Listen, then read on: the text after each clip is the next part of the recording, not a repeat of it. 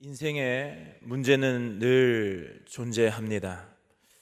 조금씩 회복되어 간다면 좋겠지만 때때로는 회복의 희망조차 보이지 않는 경우도 참 많이 있습니다. 이건 진짜 끝이다 하고 여겨지는 순간, 도저히 돌파구가 보이지 않는다고 여겨지는 순간, 내가 할 수 있는 것은 아무것도 없다고 여겨지는 순간들이 있습니다. 오늘의 말씀도 바로 그러한 절망의 상황 속에 놓여 있는 이스라엘 백성을 향한 하나님의 말씀이라 할 수 있습니다. 이 에스겔서가 쓰여졌을 때에 이스라엘의 남유다의 상황은 바벨론에 이미 멸망을 당한 상황입니다. 바벨론은 이스라엘의 일부를 포로로 끌고 갑니다. 그렇게 포로로 끌고 갔을 뿐만 아니라 예루살렘 성전도 파괴되고 예루살렘도 함락된 상황입니다. 그러니까 이보다 더 나쁠 수 없는 상황입니다. 포로로 잡혀가 끌려가서 무엇인가 희망이 보이고 무엇인가 내가 해볼 수 있는 여건이 된다든지, 혹은 조금의 희망의 끝만 붙잡으면 내가 정신만 좀 차리면 해결할 수 있는 상황이 아닙니다. 포로로 끌려가서 그저 포로로 살고 있는 그 세대가 이미 존재하는 세대입니다. 그들의 힘으로는 도저히 이것을 이겨낼 방법이 없는 상황입니다. 에스겔 또한 이렇게 포로로 잡혀간 그 사람 중에 한 사람이었습니다. 포로로 그도 끌려가서 조국과 자신의 인생이 완전히 무너지고 망가지는 것을 경험한 세대입니다. 왕이 포로로 잡혀가는 것을 보았고 포로로 잡혀간 사람들이 어떻게 살아야 하는지도 절절히 느끼는 사람이었습니다. 에스겔은 자신의 동족들이 운하 건설 공사에 동원되어 노동하는 그발 강가에서 하늘이 열리는 이상을 경험합니다. 포로로 잡혀간 지 5년째 접어들던 때에 하나님께서 에스겔을 부르시는데요, 에스겔 1장 1절에서는 이렇게 부르십니다. 30째 해 넷째 달 초닷새에 내가 그발 강가에 사로잡힌 자 중에 있을 때에 하늘이 열리며 하나님의 모습이 내게 보이니. 그러니까 포로로 잡혀 있는 그 자리에서, 그발 강가에서 하나님의 영이 임하셔서 에스겔에게 말씀하셨던 것입니다. 무너지고 찢어지고 상해 있는 그 상황 가운데에서 하나님이 임재하신 겁니다. 오늘 말씀에서 하나님께서 또한 에스겔에게 환상을 보여주십니다. 1절 2절의 말씀에서 하나님께서는 에스겔을 환상 가운데에서 마른 뼈들이 가득한 골짜기로 에스겔을 데려가십니다. 그리고 그 처참한 광경을 보여주십니다. 뼈로 가득 찬, 뼈가 한두 개 있는 것이 아니라 뼈로 가득한 그 골짜기를 보여주시고 있는 것입니다. 약간의 상처가 있는 상황, 살이 조금 벗겨져서 뼈가 보이는 상황, 혹은 며칠 전에 죽은 지 얼마 안 되어 있는 상황이 아니라 모든 것이 죽고 없어지고 썩어서 뼈무더기만 남아있는 상황을 보여주시는 겁니다. 한 줌의 희망조차 없는 것 같은 상황입니다. 이스라엘은 70년이라는 포로의 기간을 지납니다. 그들은 포로가 되기 전에 어떻게든 무엇이든 붙잡아 보려고, 선지자들을 통하여 붙잡지 말라고 하시는 애굽을 붙잡으려고, 아수르를 붙잡으려고 그렇게 노력했습니다. 그런데 그들이 아무리 노력하고 노력해도 벗어날 수 없는 그 상황, 피폐해질 대로 피폐해져 버린 상황, 마른 뼈와 같은 그 상황, 그들의 육신도 포로가 되었고 정신도 피폐하여졌으며 영적으로도 완전히 무너져 버린, 더 이상 희망을 찾아볼 수 없는 그 상황이 바로 마른 뼈와 같은 상황이라는 것입니다. 그럼 도대체 이 뼈라는 것이 무엇일까 했을 때 에스겔 37장 11절에서는 그 뼈가 어떤 것을 의미하는지를 말씀해 주시는데요, 또 이르시되 인자야 이 뼈들은 이스라엘의 온 족속이라. 그들이 이르기를 우리의 뼈들이 말랐고 우리의 소망이 없어졌으니 우리는 다 멸절되었다 하느니라. 그러니까 이스라엘 백성들이 그들이 우리들의 뼈가 말랐다고 말한다는 겁니다. 우리의 소망이 없다고 말하고 우리는 완전히 멸망하고 멸절되었다고 말하고 있는 그 이스라엘 백성들, 그 백성들이 바로 이 뼈와 같은 상황에 놓여 있다는 겁니다. 그 뼈로 가득한 골짜기, 그것이 바로 이스라엘 민족이라는 것입니다. 바로 그 자리가 현재 이스라엘의 지점이라고 말씀하시는 겁니다. 우리의 삶의 자리는 어떠하신가요? 풍성한 삶 가운데 거하시고 계십니까? 아니면 내 삶의 일부분은 마른 뼈와 같아 하는 부분이 있으십니까? 고민이 없는 사람은 없습니다. 가정의 문제가 내 마음처럼 되지 않을 수 있습니다. 수많은 관계의 문제가 있어서 내 삶에 관계와 관련돼서 내가 좀 문제가 있나 하는 마음이 있을 수 있습니다. 경제적인 문제로 어려움을 겪을 수 있고 왠지 모를 무기력이 나를 사로잡을 때도 있습니다.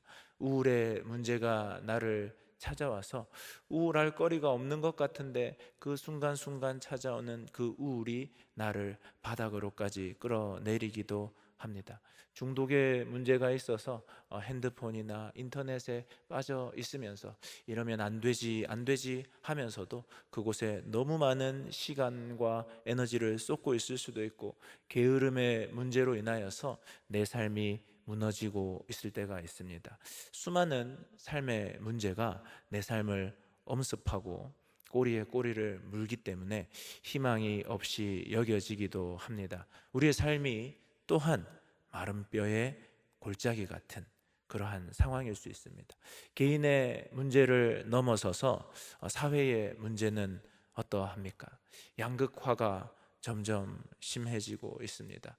환경은 끊임없이 파괴되어 연일 매스컴에서는 이제 올 여름이 우리들이 살아있는 동안에 가장 시원한 여름이 될 것이라 연일 말하고 있습니다. 저출산의 문제는 심각하여서 아무리 이야기하고 아무리 외치고 아무리 돈을 쏟아부어도 희망이 보이지 않습니다. 갈등의 문제, 갈등 사회가 되어버려서 세대 간의 갈등, 남녀 간의 갈등, 지역 간의 갈등, 정치 이념에 따른 갈등, 너무나 많은 갈등이 있어서 그 갈등을 풀어보려고 손조차 될 수 없는 상황에 놓여 있습니다.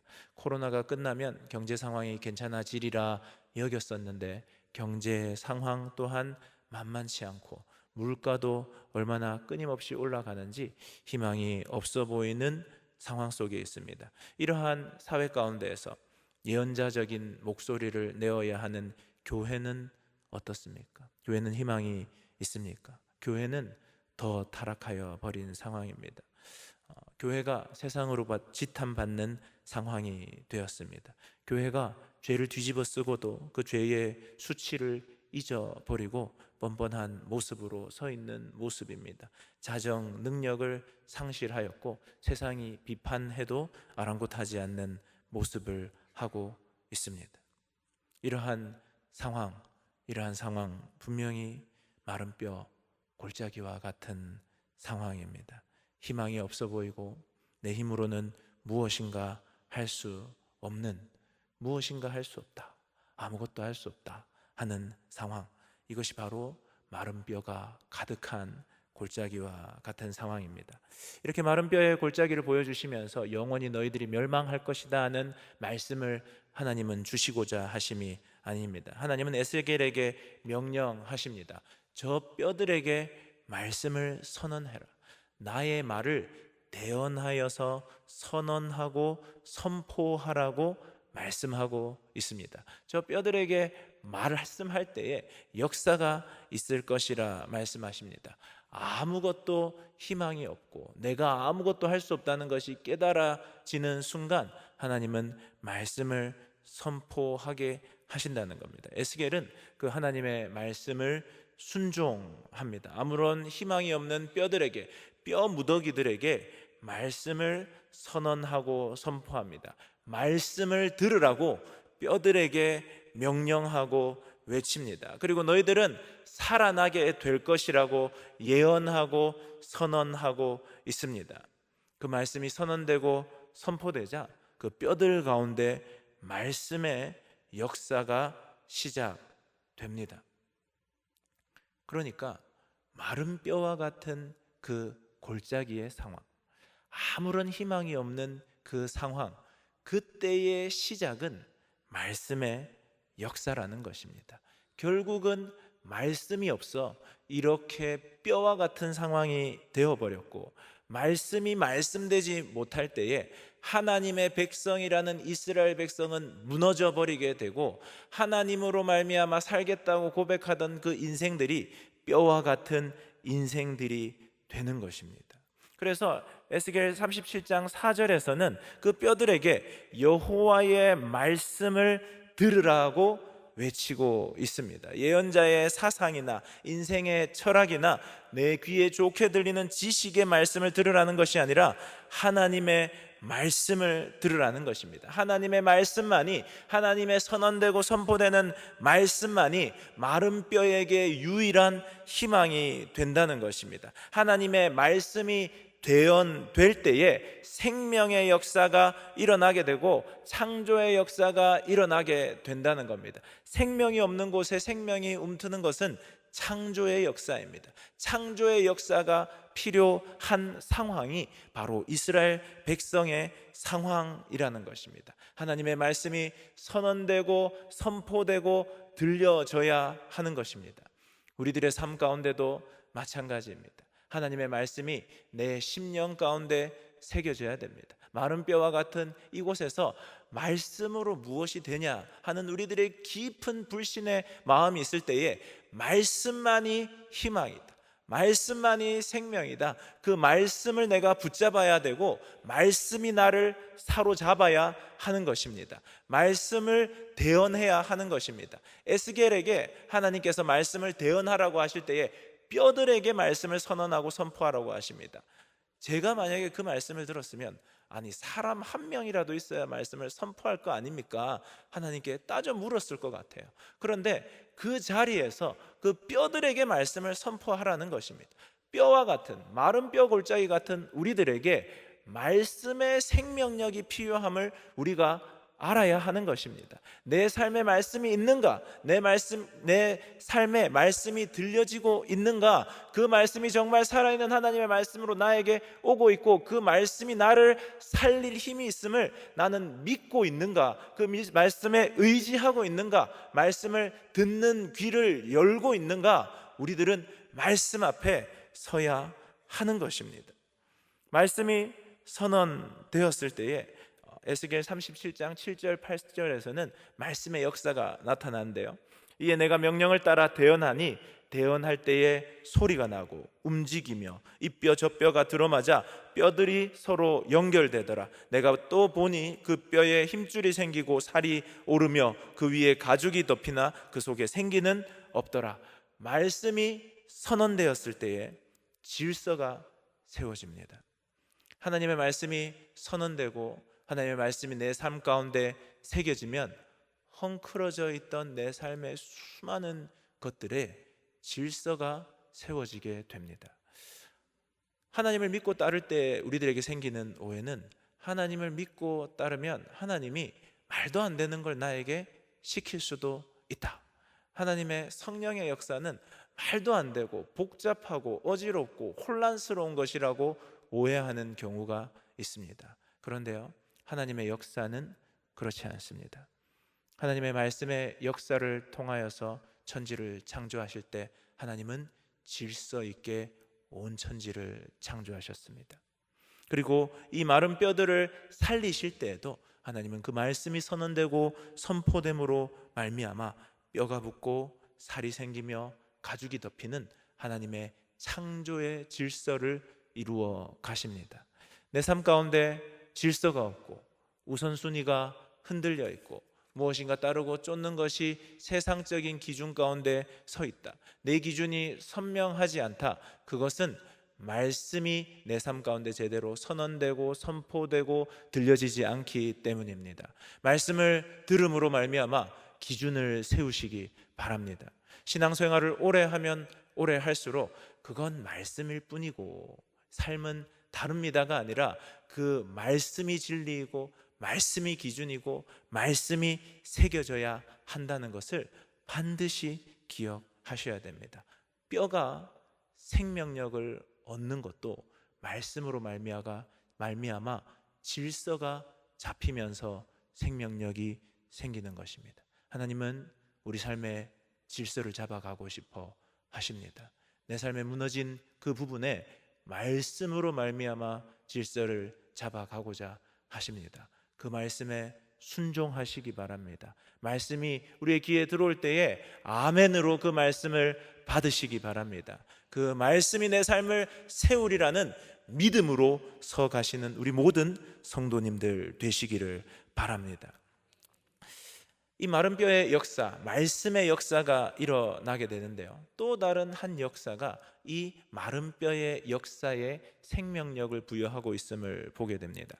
에스겔 37장 1절 말씀을 보시면 이 마른 뼈의 역사가 어떻게 시작되었는지가 나오게 되는데요, 여호와께서 권능으로 내게 임재하시고 그의 영으로 나를 데리고 가서, 그러니까 성령 하나님께서 에스겔을 붙잡아서 이끌어 가셨다는 것입니다. 그러니까 이 마른 뼈의 역사의 시작이 바로 성령의 역사라는 것입니다. 성령님께서 에스겔을 이끌어서 마른 뼈를 보여주시고 그곳에서 안타까운 마음을 느끼게 하시고 성령 하나님께서 역사하셔서 말씀하심으로 대언케 하셨다는 것입니다.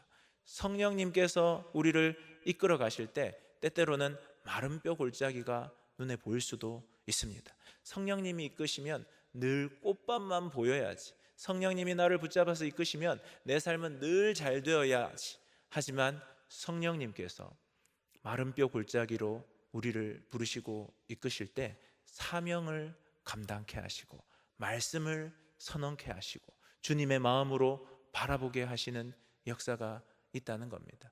예수님께서 40일간 금식기도 하셨을 때에도 동의를 합니다. 성령으로 충만하실 때 성령님께서 예수님을 이끄셔서 시험의 자리로 가시기도 하셨다는 것입니다. 이렇게 성령님께서 이 에스겔을 불러 그곳으로 이끄십니다. 그리고 그 말씀이 대언되고 선포되었을 때에 질서가 생기며 살과 뼈가 붙고 가죽이 덮였지만 8절에서 그 속에 생기는 없더라고 말씀하고 있습니다. 그러니까 살과 뼈와 가죽이 붙을 수 있다는 겁니다. 말씀이 선언되고 선포되었을 때. 하지만 마지막 그 생명력, 그 생기가 필요하다는 것입니다. 우리가 말씀을 듣는다는 것, 기계적으로 말씀을 듣는 것으로 내가 말씀을 듣고 알고 있다고 오해할 수 있습니다. 내가 교회에 출석하는 것만으로 내가 말씀 앞에 서 있고 하나님 앞에 서 있다고 오해하고 착각할 수 있습니다. 그런데요, 이 말씀의 역사조차도 마지막 생기, 그 생명력은 하나님의 은혜 가운데 있어야 한다는 것입니다. 우리가 교회에 발걸음을 옮기는 것도 훌륭한 일입니다. 집에서 CBS, CTS 늘 켜놓고 있는 것도 정말 선하고 아름다운 일들입니다. 내가 교회 봉사를 하기 위해서 아침 일찍 나오는 것도 너무나 귀한 역사입니다. 그런데요, 생명의 역사는 결국은 하나님께서 우리 가운데 생기를 불어넣으실 때 일어나게 된다는 겁니다. 성령님의 역사가 있을 때에 생명의 역사가 있게 된다는 겁니다. 여기에서 생기는 하나님께서 넣어주시는 호흡, 숨, 생명력을 의미합니다. 성령의 역사로서 생명을 불어넣어 주시는 놀라운 하나님의 역사라고 할 수 있을 것입니다. 우리들이 말씀을 열심히 붙잡아야 합니다. 교회에서 헌신하셔야 되고 세상에 나가서 그리스도인으로 살기 위해 애쓰셔야 됩니다. 그런데요, 진정한 생명력은, 진정한 뼈가 생명으로 바뀌는 것은 하나님께서 생기를 불어넣으실 때, 성령님이 일하실 때 가능하다는 것입니다. 거듭나기 위해서 교회에 나오셔야 됩니다. 열심히 출석하시고 공동체 생활을 열심히 하셔야 됩니다. 하지만 그곳에서 참으로 거듭나는 것은 성령님께서 우리를 거듭나게 하실 때에 가능한 것입니다. 우리가 할 수 있는 것이 아닙니다. 그래서 우리는 늘 간구해야 됩니다. 하나님, 저에게 생기를 허락하여 주시옵소서. 성령님, 제가 이 자리에 와 있는데 말씀을 듣는 이 자리에서 그 말씀이 저에게 생명력 있는 말씀으로 들려지게 하여 주시옵소서. 교회에 나와서 출석하고 예배드리게 나오는 이 자리가 생명력이 불어넣어지는 성령님이 역사하시는 바로 이 자리가 되게 하여 주시옵소서. 제가 공동체 생활하고 헌신하고 봉사하는 이 자리에 성령님께서 함께 계셔서 성령님의 역사를 깊이 경험하는 하나님의 살아계심이 경험되는 자리 되게 하여 주시옵소서. 우리는 전적으로 주님의 생명력을 구할 수밖에 없는 존재라는 것을 반드시 기억해야 하는 것입니다. 하나님께서 생명력을 불어 넣으십니다. 그때에 놀라운 일이 있게 되는데요, 10절 말씀입니다. 이에 내가 그 명령대로 대언하였더니 생기가 그들에게 들어가매 그들이 곧 살아나서 일어나 서는데 극히 큰 군대더라. 아멘. 하나님께서 뼈무더기가 신생아가 되게만 하셨어도 정말 놀라운 일입니다. 뼈무더기가 살아나서 이제 우리가 바벨론의 포로에서 벗어나자 해서 예루살렘까지 걸어갈 수 있는 체력만 되더라도 정말 놀라운 은혜이고 회복의 역사입니다. 그런데 하나님께서 말씀 가운데 질서를 잡으시고 성령의 역사로 생기를 넣으시고 일으키시는 역사는요, 이 뼈무더기가 큰 군대가 되게 하는 역사라는 겁니다. 회복을 넘어서서 부흥의 역사로 이끌어 가신다는 겁니다. 그러하면 회복과 부흥의 역사는 하나님의 손에 달려 있다는 것입니다. 하나님이 일하신다는 겁니다. 하나님의 그 역사가 이끌어 가신다 하는 것입니다. 그러하기에 우리는 하나님을 바라보고 하나님께 구하고 하나님께 입을 크게 벌리고 하나님께 부르짖어야 하는 것입니다. 그런데 이 모든 것이 하나님의 역사라면 우리는 그냥 가만히 있어도 되는 것 아닌가 하는 것이 늘 하나님의 큰 은혜와 역사와 섭리 가운데 설 때 드는 의문입니다. 그런데요, 오늘 이 말씀 가운데 한 가지의 답을 우리는 찾을 수 있게 됩니다. 이 모든 것이 말씀의 역사이고 성령의 생기의 역사인데 어떻게 시작되느냐? 하나님의 명령에 순종하는 한 사람을 통해 이 역사가 시작됩니다. 바벨론의 포로기에 고통스러운 이 시기에 에스겔을 부르셔서 백성들을 위로하시고 꿈꾸게 하시고 큰 군대 회복과 부흥을 꿈꾸게 하십니다. 그 한 사람이 말씀에 순종하여 말씀을 대언할 때 그 역사가 일어나게 될 것을 바라보게 하십니다. 그런데요, 바벨론의 포로기에 에스겔만 있었던 것이 아닙니다. 우리가 너무나 잘 알고 있는 예레미야 선지자도, 다니엘도, 에스라도, 느헤미야도 하나님의 말씀 앞에 순종하여 하나님의 오실 길을 예비하고 그 길을 걸어가고 있었다는 것입니다. 하나님의 말씀에 부르심에 순종하는 자들을 통하여서 하나님은 주의 길을 여십니다. 하나님께서는 그들을 통해 생명의 역사를 이루십니다. 생명이 살아나고 그 생명이 군대가 되는 역사를 일으키십니다. 순종하는 그 사람들은 하나님의 놀라운 역사를 그의 인생의 한가운데서 목도하게 되고 하나님의 하나님 되심, 여호와 하나님의 여호와 되심을 깨닫는 은혜를 누리게 될 것입니다. 그리고 그 사람을 통하여 하나님은 복의 근원으로 삼으셔서 그가 서 있는 그곳에 하나님의 역사를 이루어 갈 것입니다. 다시 우리들의 삶으로 돌아온다면 우리들의 삶도 뼈 무더기의 골짜기를 지나고 있을 수 있습니다. 멀쩡해 보이나 내 영혼은 죽어 있을지 모르겠습니다. 뾰족한 해결책이 없어 보일 수 있습니다. 그때에 우리의 삶에 말씀에 들려지게 하시기 바랍니다. 들을 귀를 허락하여 주시옵소서. 말씀을 생명으로 여기는 순전한 마음 허락하여 주시옵소서. 우리의 가정 가운데 말씀이 들려지게 하여 주시옵소서. 내 우울한 이 삶 가운데 말씀이 새겨지게 하시고 말씀이 새겨지게 하시기 바랍니다. 그리고 내가 그 말씀을 좀 읽는다고 듣는다고 그것이 나의 공로가 아님을 깊이 깨달아 성령님 그 말씀 가운데 깨닫게 하시고 보여지게 하시고 들려지게 하여 주시옵소서. 성령님의 그 생기의 역사가 제 삶 가운데 새겨지게 하여 주시옵소서.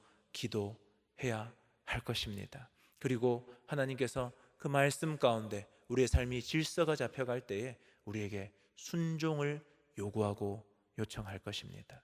내 개인적인 작은 삶의 순종일 수 있고 공동체를 향한 순종일 수 있지만 그 자리 가운데에 순종하시는 우리 모든 성도님들 되시기 바랍니다. 그 자리에서 여호와 하나님의 하나님 되심을 알게 될 것입니다. 마른 뼈에 생기가 돋고 그 마른 뼈들이 큰 군대가 됨을 목도하게 될 것입니다. 그리고 그 길을 통하여서 천국 길이 예수 그리스도를 따라가는 그 길이 우리들에게 열리게 될 것입니다. 말씀을 정리하겠습니다. 우리 하나님께서는 마른 뼈와 같은 인생들에게 말씀을 선포하기를 원하십니다. 말씀이 들려지기를 원하십니다. 생기의 역사로 재창조의 역사를 일으키시기를 원하십니다. 그 길에 함께 걸어갈 순종할 그 한 사람을 찾고 계시고 부르고 계십니다.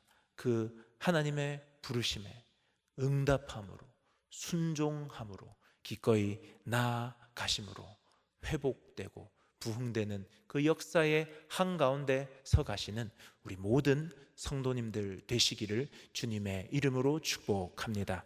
함께 기도하겠습니다. 사랑의 하나님, 감사드립니다. 우리들의 인생이 마른 뼈의 골짜기와 같은 그 시간을 지나고 있더라도 희망을 말씀하시고 창조를 말씀하여 주시니 감사드립니다. 말씀이 우리들의 삶에 새겨지게 하시고 성령님이 일하시고 역사하심으로 생명의 역사가 가득한 우리들의 인생, 우리들의 가정, 이 사회 되도록 함께하여 주시고 주님 그 자리에 순종할 한 사람을 부르실 때에 기꺼이 나의 시간과 물질과 내 삶의 자리를 내어드리는 저희들 되므로 여호와 하나님의 하나님 되심을 깊이 경험하는 저희들 되도록 함께하여 주시옵소서. 감사드리며 이 모든 말씀 우리 주 예수 그리스도 이름으로 기도드립니다. 아멘.